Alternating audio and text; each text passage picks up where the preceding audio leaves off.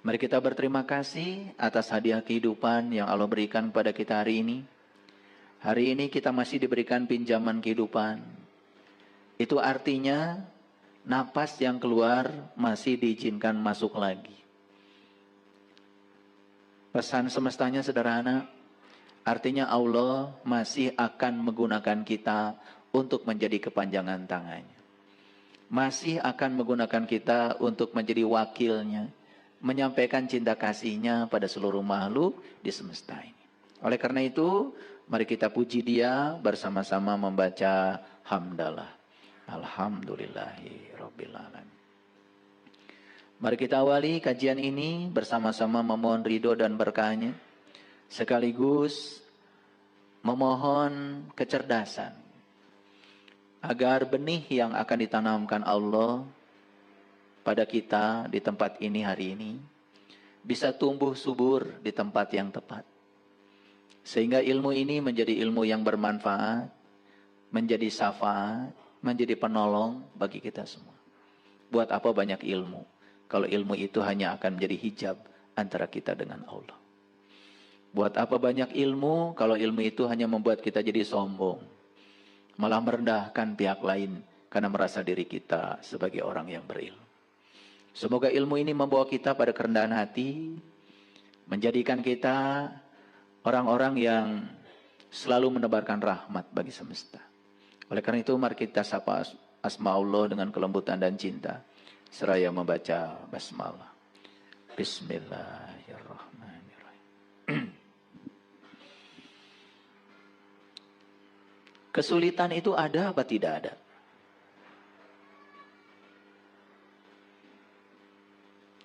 Kesulitan itu ada atau tidak ada? Bisa ada, bisa tidak ada. Bagi siapa kesulitan itu ada? Bagi mereka yang sempit sudut pandangnya. Bagi mereka yang sudah luas sudut pandangnya, kesulitan itu tidak ada. Bagi orang yang sempit sudut pandangnya, kesulitan itu menjadi beban. Bagi orang yang luas sudut pandangnya, kesulitan itu malah jadi tantangan. Coba orang yang sempit sudut pandangnya. Lama dia pakai HP yang jadul. Ada yang ngasih hadiah HP baru. Orang yang sempit sudut pandangnya, udah betul nggak? Saya itu kalau dikasih yang baru susah. Nanti saya harus menyesuaikan lagi. Padahal HP baru lebih canggih. Itulah orang yang sempit sudut pandang. Tapi orang yang selalu optimis, menganggap kesulitan itu sebagai tantangan, dikasih HP baru, riang sekali. Alhamdulillah. Nanti kalau saya kirim video, tidak lama lagi. Nanti kalau saya kirim berita dengan HP yang canggih, tidak lama lagi. Oh, berarti aplikasi yang bisa saya install di HP saya lebih banyak lagi. Bahkan kesulitan itu dijadikan sebagai tantangan. Itu bedanya. Nah, ada pertanyaan sederhana sebelum saya kajian hari ini. Masih ada nggak dalam hidupnya merasakan hidup itu sebagai beban? Masih ada? Masih ada? Oke.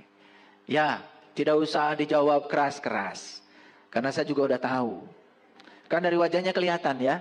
Yang hidupnya beban dengan yang hidupnya sudah penuh dengan sukacita. Kelihatan. Ya. Nyanyi nggak bisa. Joget nggak bisa. Ada musik padahal sudah jiwanya itu sudah meronta-ronta pengen joget. Tahan. Ya. Hidup yang semacam itu ya tidak bisa dinikmati, tidak bisa dirayakan. Hidup terlalu serius. Akibatnya cepat tua. Proses kematian sel dalam tubuh begitu cepat. Bahkan orang yang stres itu satu hari ya bisa mengalami kematian sel dalam tubuhnya 17 miliar sel dalam 24 jam itu. Bisa dibayangkan ya? Kalau sel-selnya mati, berarti tubuh ini secara perlahan sudah mengalami kematian.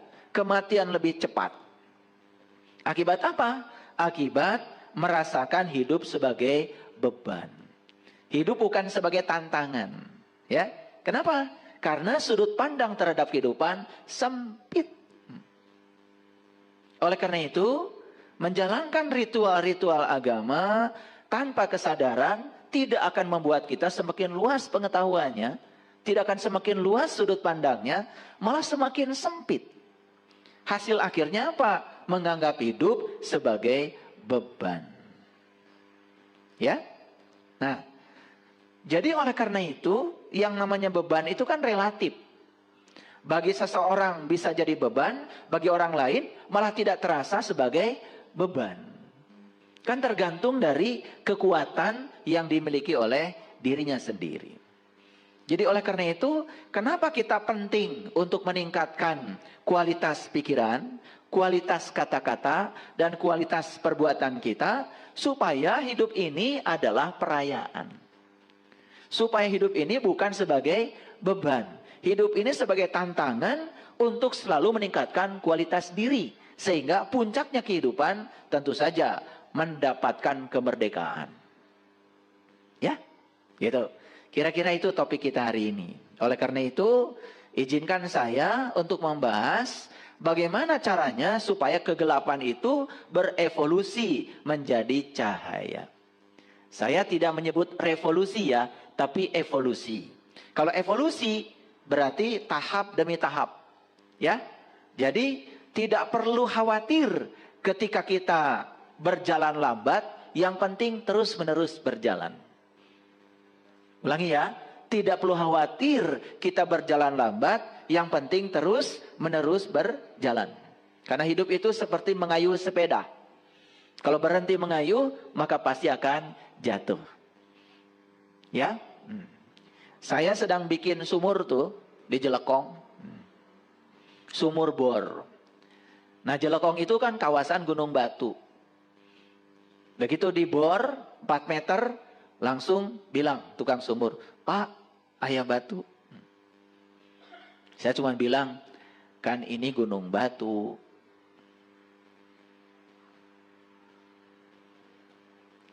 Terus saya bilang, "Mau pindah? Apa kalau pindah kamu punya jaminan di tempat baru itu tidak ada batu?" Terang, Pak. Nah, karena tidak tahu, sudah cari alat berapapun harganya, saya beli, nggak apa-apa. Sudah, langsung saja, teruskan saja. Baru 7 meter, ketemu lagi sama saya, "Pak, ada batu lagi." Kan ini gunung batu, nggak apa-apa. Terus 9 meter ada batu, 14 meter ada batu. Belum ketemu air kan? Bayangkan ya, kalau kita ketemu batu berhenti, pindah ke tempat lain. Ketemu batu lagi berhenti, pindah ke tempat lain. Bisa jadi kita menghabiskan banyak uang, umur, betul nggak? Waktu dan air yang dicari tidak ketemu. 1,5 bulan akhirnya bikin sumur, dan sekarang air bening dari sumur itu sudah keluar. Sorak semuanya. Pada kedalaman 40 meter. Padahal di kedalaman 37 meter belum ketemu air, hampir saja ini tukang sumur berhenti. Nah, kita itu sering berhenti di saat kesuksesan hampir datang menjelang karena kita tidak punya sudut pandang yang luas. Berbeda sedikit dengan pasangan, bukan diteruskan, malah berpikir cari yang baru. Sama seperti bikin sumur, mual angges-angges. Gak akan beres-beres. Nah, ketika kita meninggalkan ya semua perjuangan kita yang lalu karena ada hambatan, apa yang terjadi? Kita tidak dapat apa-apa. Bayangkan ya, kalau si tukang sumur itu berhenti pada kedalaman 37 meter, padahal 3 meter lagi dia akan mendapatkan air. Kan dia juga tidak dapat bayaran dari saya. Betul nggak? Itulah gambaran kehidupan kita. Kita itu sering sekali berhenti di titik di mana yang kita cari hampir ketemu. Kadang-kadang kita sering berubah dengan apa kata orang tentang diri kita. Baru saja orang bilang ini itu, langsung sudah mundur, mengkerut. Kapan Kapan kita akan menjadi seorang pemberani kalau kita tidak berhadapan dengan situasi yang menakutkan? Karena keberanian itu hanya akan muncul kalau kita bisa melewati situasi yang menakutkan.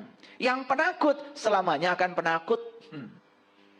Makanya saya sering mengatakan, hanya orang yang berani tersesat yang tidak akan tersesat dalam hidup ini. Coba yang takut tersesat, kan gak kemana-mana. Diam saja di kamar, betul gak? Merasa paling benar. Lalu tidak mau mendengar pengetahuan baru dari orang lain. Ya tersesat selamanya. Coba kalau keluar dari kamar. Gak apa-apa tersesat. Kan bisa nanya orang. Betul gak? Yang penting keluar dari kamar. Tersesat itu hanya terjadi apabila kita keluar dari kamar. Betul gak? Kalau diam di kamar kan tidak pernah mengatakan kita tersesat. Tapi selamanya tersesat. Hanya yang berani tersesat yang tidak akan pernah tersesat. Itulah pentingnya keberanian. Ya, oke. Saya tahu ya, nggak usah ditanya. Jadi, yang disebut dengan makanan, hati-hati. Bagi golongan darah A, makanan tertentu bisa jadi nutrisi. Bagi golongan darah B, makanan tertentu bisa jadi racun. Contohlah yang sederhana, susu. Bagus kan? Ternyata menurut riset, susu bagi golongan darah A, itu bisa jadi racun. Kecuali difermentasi dulu, baru jadi nutrisi. Tapi bagi golongan darah O, susu diminum langsung, ternyata itu jadi nutrisi. Jadi tidak semua hal yang sama akan memberikan efek yang sama pada setiap orang. Karena setiap orang itu unik. Ya, tapi saya kasih pesan. Untuk yang sudah berkesadaran, kalau ada orang yang berkeluh kesah, curhat, jangan buru-buru dikatakan, Allah kamu yang gitu aja dicurhatkan. Jangan. Saya lebih besar dari itu, malah kamu yang curhat pada orang itu. Betul nggak? Kan sebetulnya ketika kita bicara begitu, kita jadi berbalik curhat. Ngerti nggak? Ada orang lain curhat, ingin menyampaikan keluh kesahnya. Baru sebatas begitu langsung dipotong. Allah itu nggak seberapa, saya juga. Malah dia yang curhat sama orang itu. Betul nggak? Jadi kalau berhadapan dengan situasi seperti itu, sudah jadi pendengar yang baik saja. Kalau dia merasa lega dengan curhatnya itu, sudah dengarkan saja. Karena apa? Setiap orang kan kapasitasnya berbeda. Bagi kita itu bukan masalah. Bagi dia masalah, makanya curhat, kan begitu. Itu yang namanya kebijaksanaan. Makanya jangan suka motong pembicaraan orang. Itulah kita harus selalu waspada, luas pengetahuan, bijaksana dalam bersikap, supaya kita menjadi sumber cinta bagi semua orang. Sehingga orang itu nyaman bertemu kita. Paham ya? Oke. Nah, bagi mereka yang apa saja menjadi beban, bukan menjadi tantangan, kan sebetulnya ya cuma dua solusinya. Saya kasih solusinya dua. Ini yang masih beban hidupnya cuma dua. Satu, miliki keyakinan. Keyakinan apa? Keyakinan bahwa segala sesuatu dalam hidup ini pasti berubah. Betul nggak? Makanya kan di Quran dikatakan, Inna fi khalqis samawati wal ard wa ikhtilafil laili wan nahar la ayati liulil albab. Sesungguhnya dalam penciptaan langit dan bumi dan silih bergantinya siang dan malam terdapat pelajaran bagi ulil albab. Awas ya. Pelajaran bagi ulil albab. Makanya kalau ingin menangkap pelajaran dari penciptaan langit dan bumi dan silih bergantinya siang dan malam, buru-buru jadi ulil albab sekarang. Tahu ulil albab? Ulil albab itu kata Allah, orang yang bisa mengingat Allah dalam keadaan berdiri, duduk, dan berbaring. Berarti ulil albab itu adalah orang yang sudah tahu dan kenal kepada Allah. Bagaimana caranya supaya kita tahu dan kenal kepada Allah? Kenali dirimu. Karena kata Nabi, siapa yang kenal dirinya, maka dia akan kenal pada Tuhannya. Jadi sebetulnya selalu apapun masalah kita, apapun penderitaan kita dalam hidup, sumber utamanya adalah karena kita tidak kenal jati diri kita sendiri. Itu masalahnya. Tapi itu diabaikan oleh kita. Ya. Jadi yang pertama untuk mengubah agar kegelapan menjadi cahaya Agar beban itu menjadi tantangan, maka kunci yang pertama adalah miliki keyakinan. Keyakinan apa? Keyakinan bahwa dalam hidup ini tidak ada yang abadi. Siang itu tidak abadi, akan berganti malam. Malam juga tidak abadi, akan berganti siang. Yang abadi adalah perubahan, yaitu siang dan malam. Kalau pikiran kita sudah mati nih, ya, tidak punya keyakinan itu, seakan-akan kita akan sengsara selamanya, ya sudah. Siapa yang bisa mengubah nasib kita kalau bukan diri kita sendiri?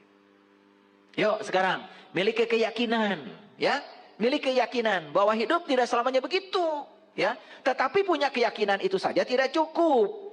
Tentu saja kita harus terus belajar. Yang kedua, nih solusi yang kedua, apa? Berikan kebaikan sebanyak-banyaknya pada siapa? Satu, berikan kebaikan sebanyak-banyaknya pada pikiran.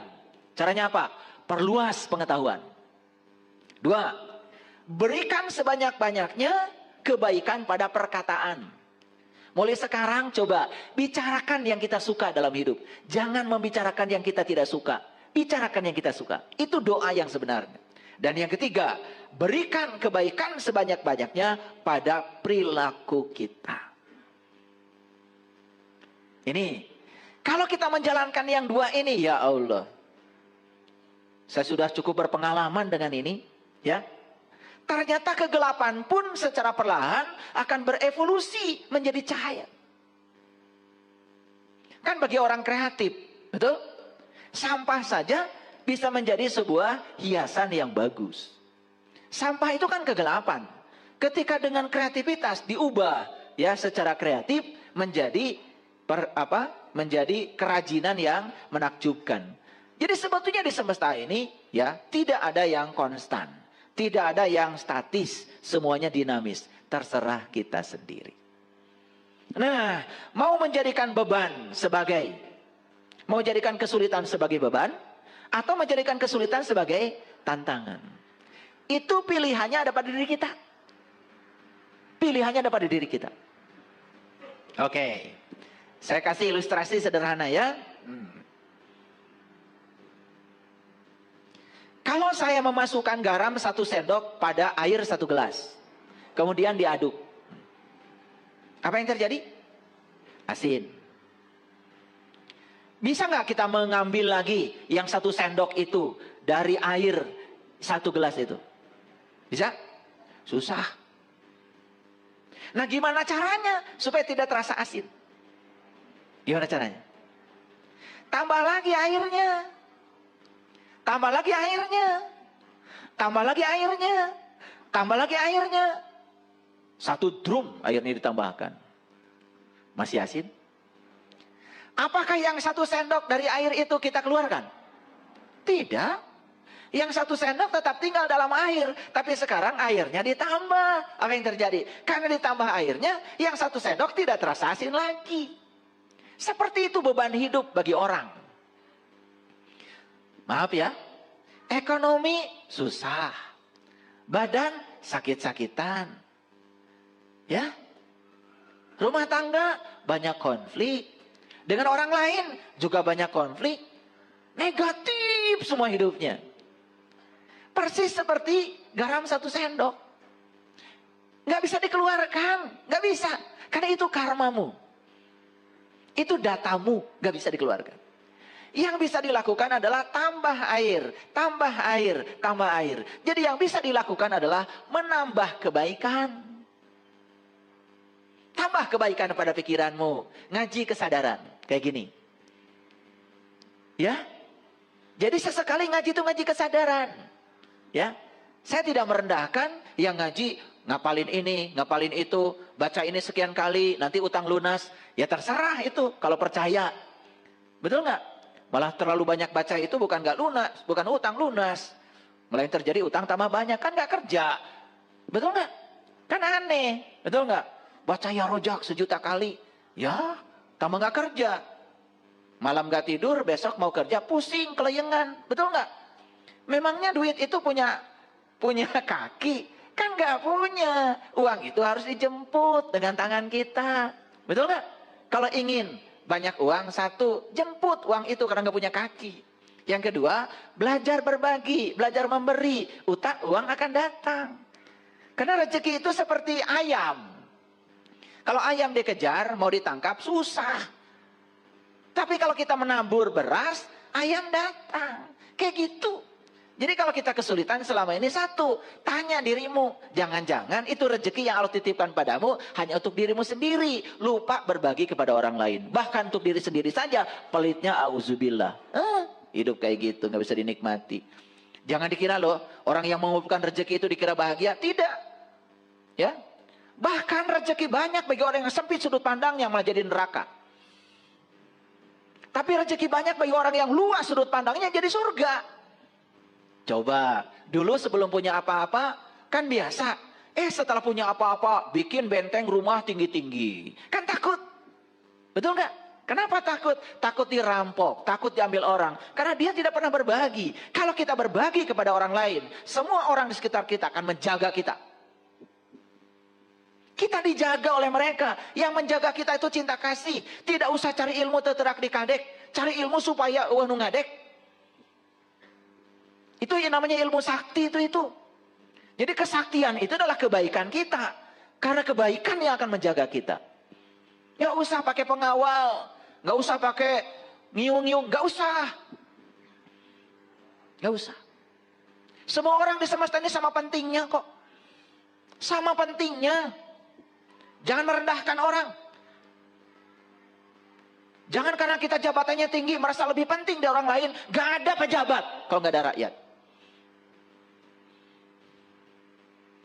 Pagi-pagi semua orang juga sama ingin ke kantor. Sama pentingnya. Yang ke pasar sama pentingnya walaupun jualan. Bahkan bagi saya, orang yang tidak baik pun dibutuhkan oleh semesta ini. Betul gak? Bagaimana kita bisa menjadi orang baik kalau tidak ada mereka?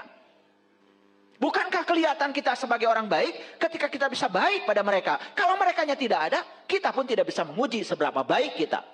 Betul atau tidak? Maka terima semua orang itu apa adanya. Jangan merasa diri lebih penting dari orang lain.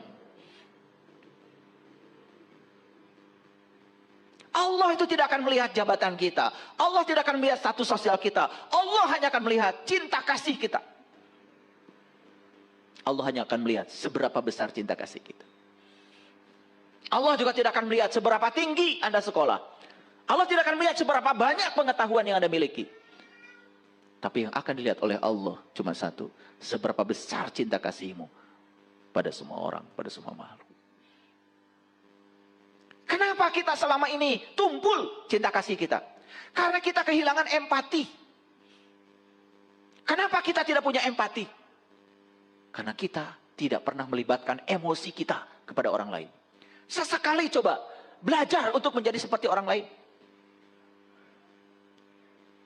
Ketika orang lain mengeluh kepada kita, tempatkan diri kita sebagai dia. Ketika orang lain susah, tempatkan sekali-kali kita menjadi dia.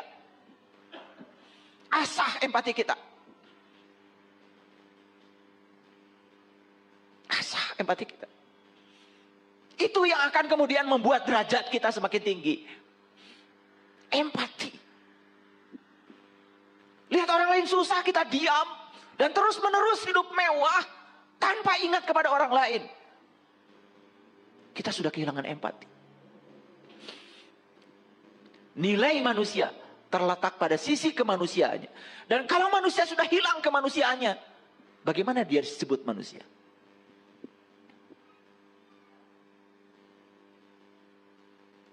Bahkan berani merendahkan orang lain.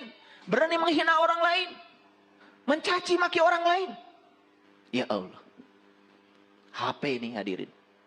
Terlalu sering digunakan untuk menghujat. Rusak HP-nya. Kalau nggak jatuh. Jadi kalau lihat HP nggak mulus. Itu jangan-jangan HP-nya terlalu banyak dipakai untuk menebarkan energi negatif itu. Ini hukum alam. Makanya kalau lihat orang perilakunya seperti apa. Lihat aja sekarang HP-nya. Bonyok-bonyok HP-nya. Itu pasti ada masalah. Saya ngomong, benar loh serius ini. Karena saya mengamati. Apapun barang, kalau dijaga dengan cinta kasih, dia tidak akan rusak. Sama seperti tubuh kita. Kalau dijaga dengan cinta kasih, kasih makanan yang layak buat tubuh ini, kasih nutrisi yang bagus buat tubuh ini, kasih pikiran yang bagus buat pikiran ini, tubuh ini tidak akan sakit. Dia akan melayani kita. Jadi kalau tubuh sakit, berarti tubuh ini terlalu sering dipakai untuk melakukan sesuatu yang di luar kesenangan sang pemilik tubuh ini. Paham ya? Paham? Oke. Jadi terserah kita. Apakah kesulitan itu menjadi beban? Apakah kesulitan itu akan menjadi tantangan? Semua terserah kita. Makanya disitulah kita harus menambahkan. Apa tadi? Menambahkan kebaikan. Makanya cuma dua solusinya. Satu, miliki keyakinan bahwa segala sesuatu pasti berubah. Dua, miliki semangat untuk menambah kebaikan. Pada apa? Satu, pada pikiran. Dua, pada kata-kata. Tiga, pada perbuatan. Tambahkan sekarang kebaikan. Percaya sama saya. Sebesar apapun beban itu akan hilang dengan sendirinya. Sebesar apapun beban itu akan hilang dengan sendirinya. Dan ketika kita sudah tidak merasa terbebani, berlaku hukum alam semesta, like attracts like. Yang serupa akan menarik yang serupa. Nih, jualan kok kusut terus, ya. Modal ditipu terus. Sederhana sebetulnya, karena kitanya masih kusut. Masih kusut, ya. Masih memandang kehidupan sebagai beban, bukan kehidupan sebagai tantangan. Clear sampai sini? Nah, kira-kira itulah judul kita hari ini. Kita akan belajar mengubah kegelapan menjadi cahaya. Kita evolusikan kegelapan menjadi cahaya. Kita evolusikan beban menjadi tantangan. Dengan apa? Tambahkan pada kita kebaikan. Satu, tambahkan kebaikan pada pikiran, banyak belajar. Dua, tambahkan kebaikan pada kata-kata, jaga mulut kita. Tiga, tambahkan kebaikan pada perilaku kita. Tambahkan. Sederhana kok. Sederhana, mau nambahkan kebaikan? Ya, sederhana.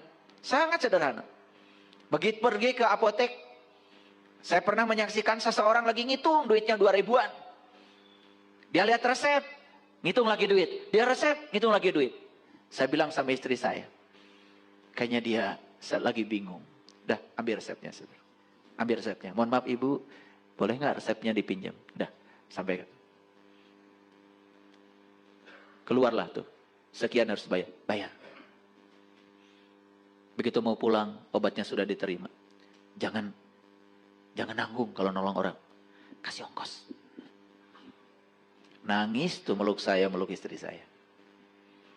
Dia tidak menyangka akan ada kejadian seperti itu. Coba, bisa nggak merasakan kebahagiaan saya saat itu? Uang saya tidak seberapa dibandingkan kebahagiaan yang saya lihat dari sorot matanya orang itu. Dia mau ngasihkan uang 2.000-an pada saya. Aduh, kamu ibu enggak canak. Itu empati namanya. Empati. Coba belajar. Belajar menempatkan diri di posisi orang lain.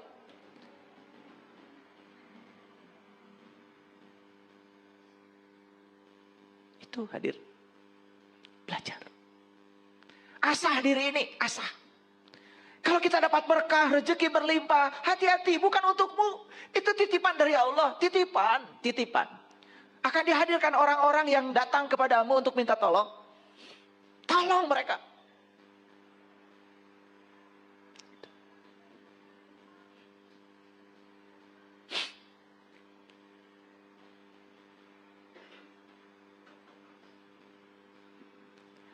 Jadi semua manusia itu sesungguhnya mewarisi benih cahaya.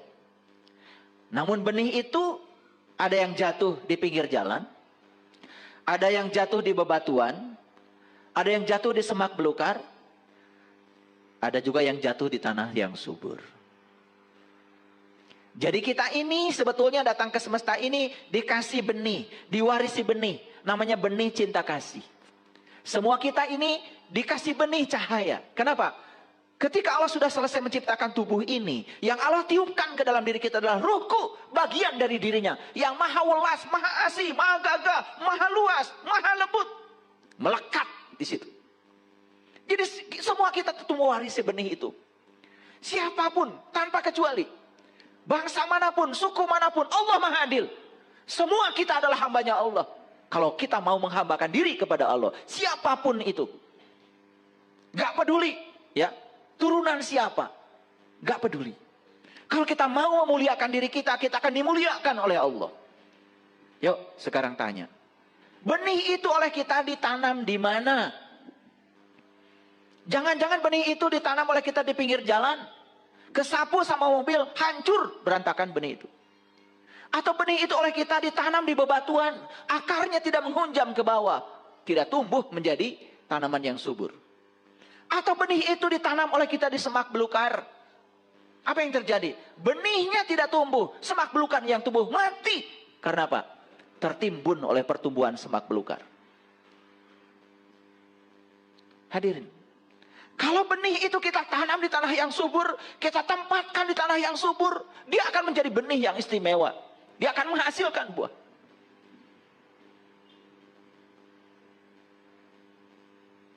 Ada yang pernah menanam pohon di sini? Ada? Siapa? Acungkan tangan. Nanam pohon apa? Pak Yos? Mangga? Sudah berbuah? Belum. Ada yang sudah nanam pohon dan berbuah? Nanam pohon apa? Pohon? Nangka? Sudah berbuah? Sudah. Nanam pohon mangka, nangka, buahnya nangka. Gak mungkin buahnya mangga. Tidak mungkin buahnya petek. Oleh karena itu, ketika habis nanam pohon mangga, siap-siap pasti panen nangka. Betul? Setelah nanam pohon nangka, panennya adalah nangka. Diambil tuh, begitu tua diambil.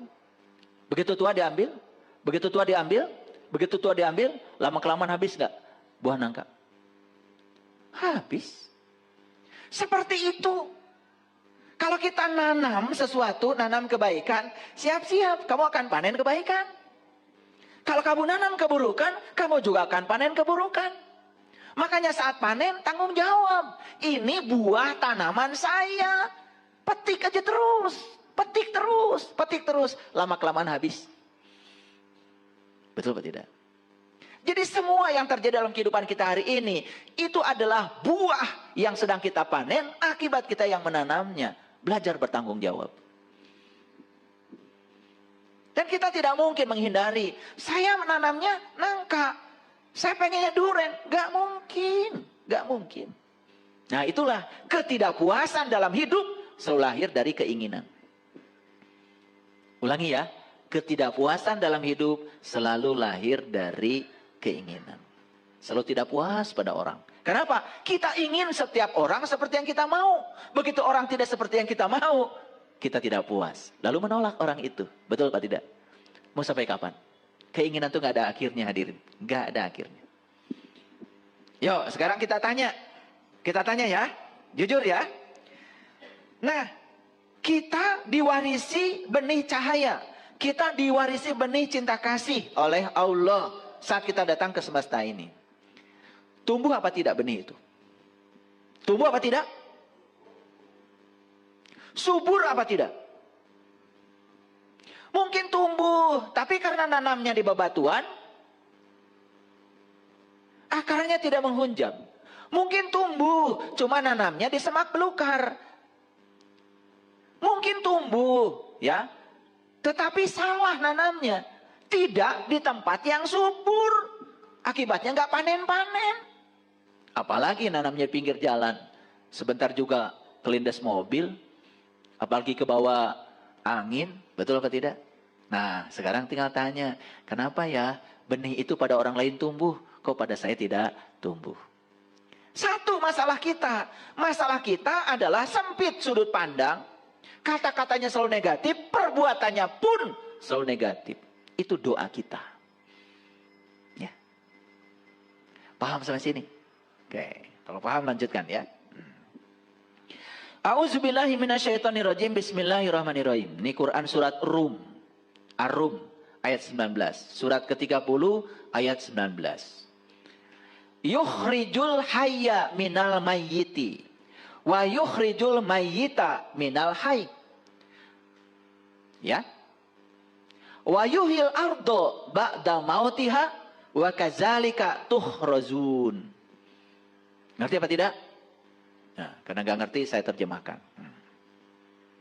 Yukhrijul hayya minal mayyiti. Dia mengeluarkan yang hidup dari yang mati. Awas. Jadi yang hidup itu dikeluarkan dari yang mati. Ngerti apa tidak? Ngerti apa tidak?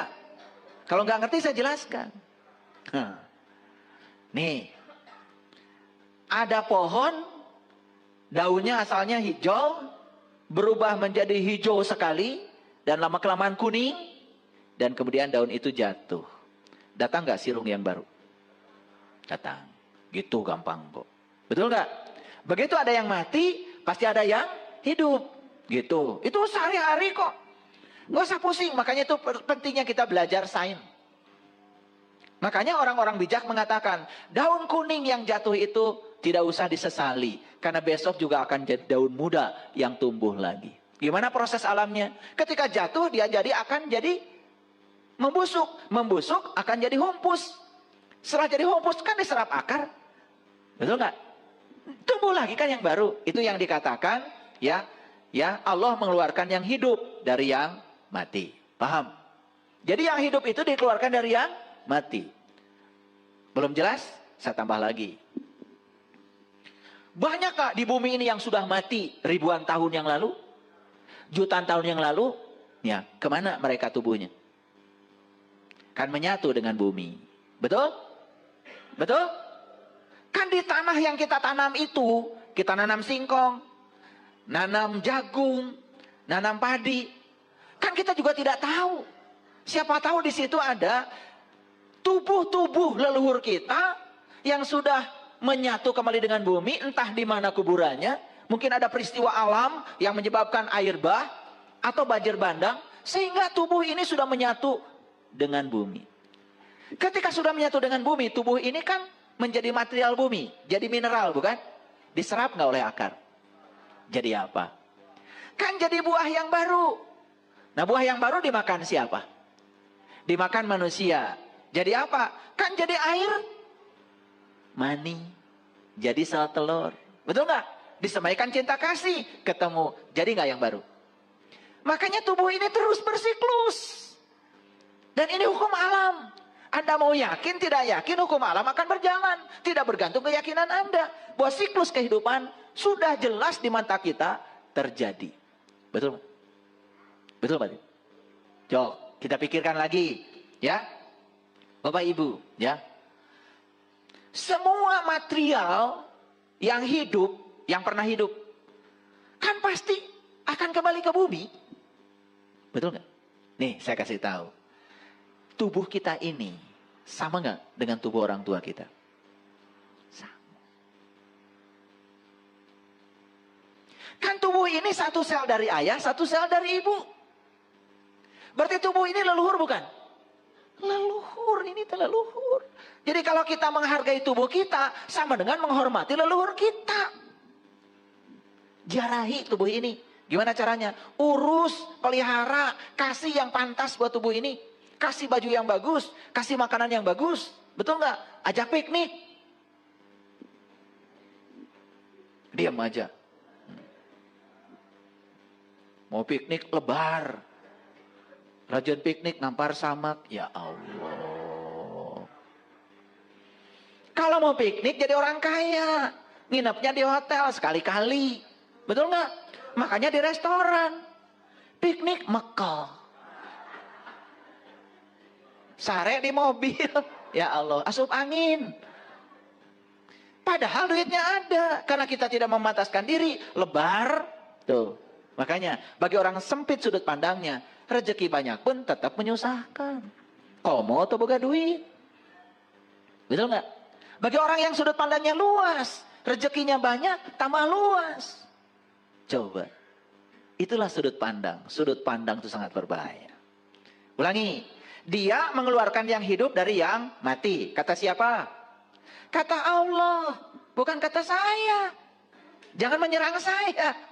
Yukhrijul hayya minal mayyiti. Wa yukhrijul mayyita minal hayy. Dan Allah bilang, dia juga mengeluarkan yang mati dari yang hidup.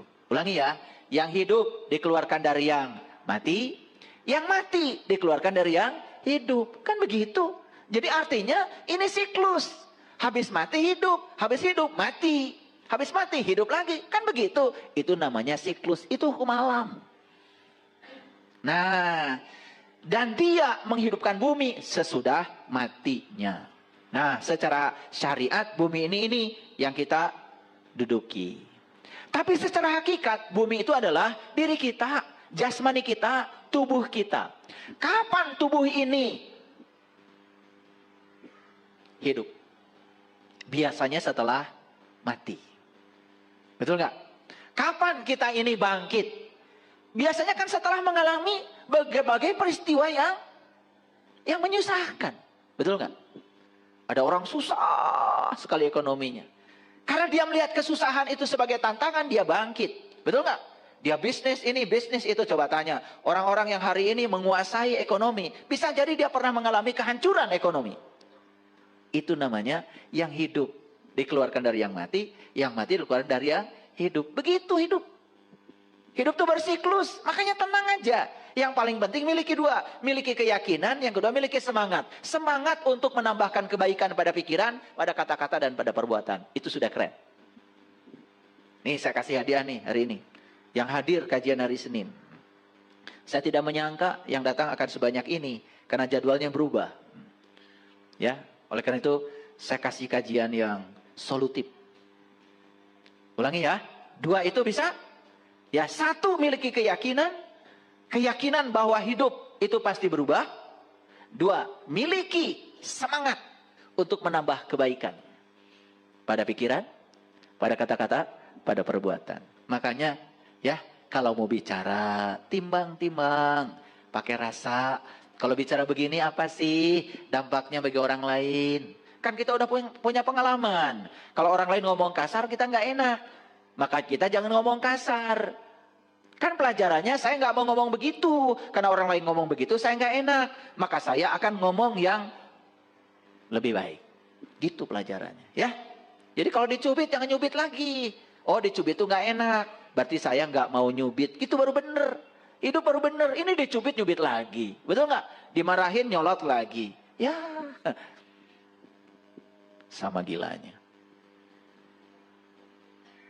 Yuk, lihat saya semua. Mau nggak bumi ini hidup? Mau nggak bumi ini tumbuh subur? Oke. Kalau bumi ini tumbuh subur, yuk kita sekarang miliki dua. Miliki keyakinan, miliki semangat.